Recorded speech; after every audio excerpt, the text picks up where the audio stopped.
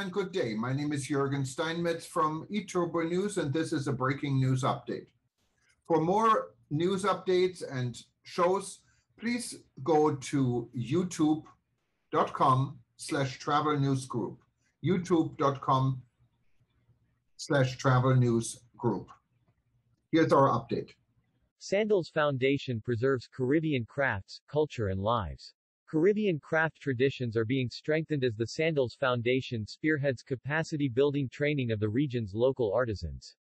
As part of its 40 for 40 initiative to promote local and build local economies, the philanthropic arm of Sandals Resorts International is expanding its tailored artisan product development training programs to the islands of Curaçao, St. Lucia, Bahamas, and Turks and Caicos, building on the highly successful output experienced in its pilot island, Jamaica.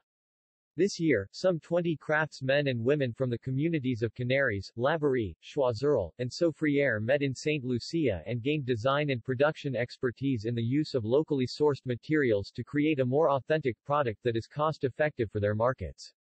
According to Finola Jennings-Clark, participant and former Director of Business Development and Marketing at the Cultural Development Foundation, CDF, the workshop builds a much-needed bridge to support the preservation of the island's unique culture. There are many things about Choiseul craft that are unique to the island of St. Lucia, but the key thing often missing is that link between the craft makers and a space in which they can sell their products.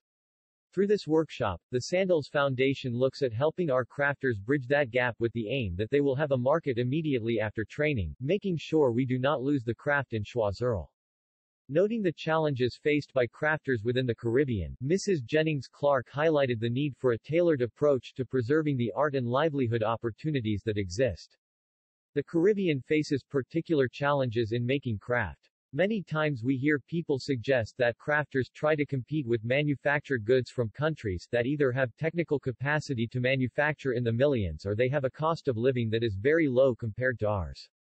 The reality is we can't do that. As little islands at the end of the supply chain with a higher cost of living and higher costs to source materials, we have to find a place where we can earn a good living and sell a good product. Workshops like this nurture markets that understand our Caribbean situation, value our Caribbean heritage, and are willing to pay the necessary price for that. There is currently a limited supply of locally produced straw products available in St. Lucia. To support the growth of the industry, the training built the capacity of crafters in the use of locally sourced, pandanus and vetiver straws to replace the traditionally imported rattan which proves expensive to sustain. Facilitated by fellow crafter, Jamaican-born Christina McIntosh, the workshops brought ideas for modern-day touches to strengthen retail value.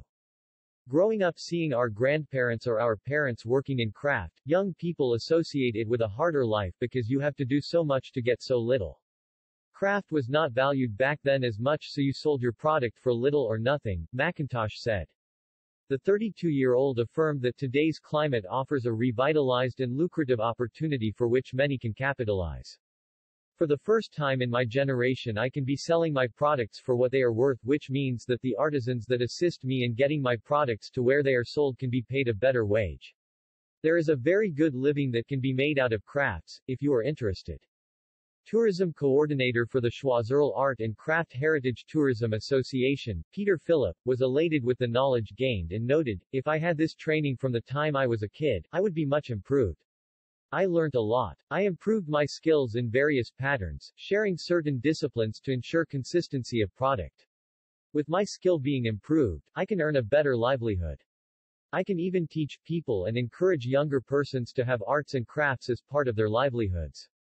For years, guests of Sandals and Beaches resorts across all islands in which it operates have had access to locally made items at its retail shops.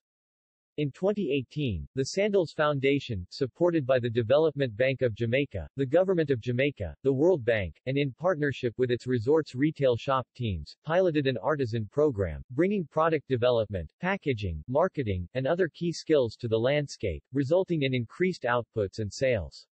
The program also saw proceeds of sales being reinvested into local community groups.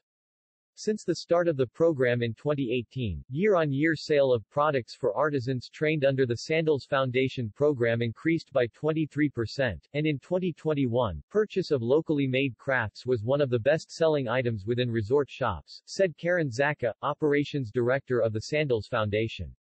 These increases in sales, Zaka continued, have a real impact on communities as it means more value chain contributors will be able to employ more people to earn a living, local art traditions that represent a unique way of life will be continued, and the viability of this profession can be transferred across generations.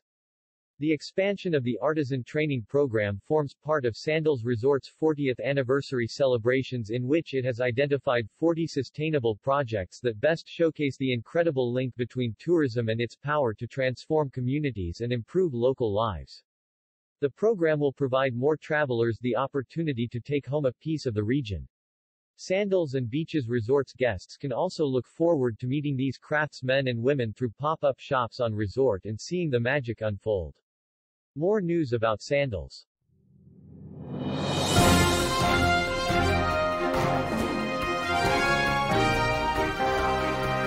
Thank you for listening to our news update. There's more on youtube.com/travel news group, or you can read us, of course, in going to our news portal at eTurboNews.com or travelnews.online.